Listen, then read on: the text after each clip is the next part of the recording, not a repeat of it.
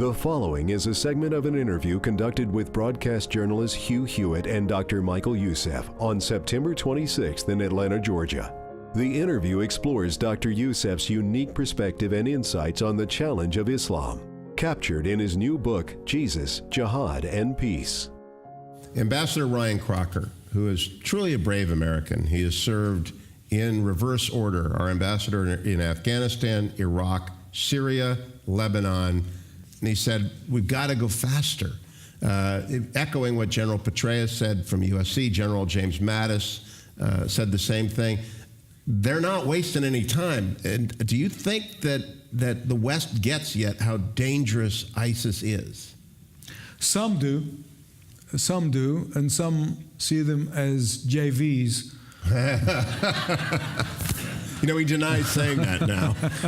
He denies saying that. That was very elegant. Yeah, that's just the way it is. There are some who do, and unfortunately, the ones who do are getting very frustrated. Do you see, I use the term carefully, an awakening in America about the threat posed by jihad? I wish I can say yes. Oh, you don't? No. Because I saw it happen after September 11. There was what I thought, oh, finally, thank you God, they woke up. But it wasn't very long before they pushed the snooze button. And that kind of became, I said, okay. Is that why you wrote Jesus, Jihad, and Peace? Yes. Tell people, again, it's a sneak preview. It's coming out next year. And so they're getting the advance. Tell people what the purpose of the book is, particularly after you'd written so extensively, not that long ago, about similar subjects. For the first time, I began to see this from an eschatological perspective, because this thing is not going away, and is increasing. It's getting worse, and even the persecution of Christians is only increase in America. You just mentioned InterVarsity. Up in Vanderbilt, you go everywhere now.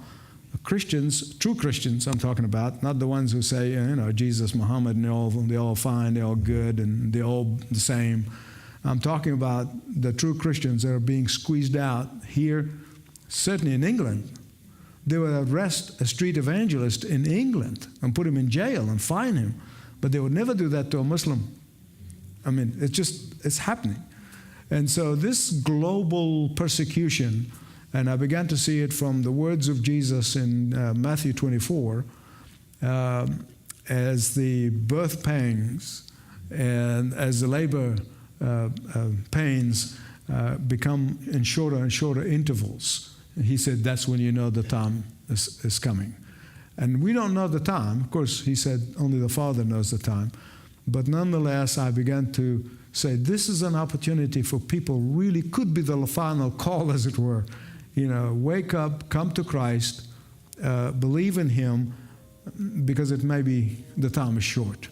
And that's why I put that in the context of my understanding, at least sociologically, of where Islam is going and where the Middle East is going and where Israel is right now, and lifting up Jesus as the only hope.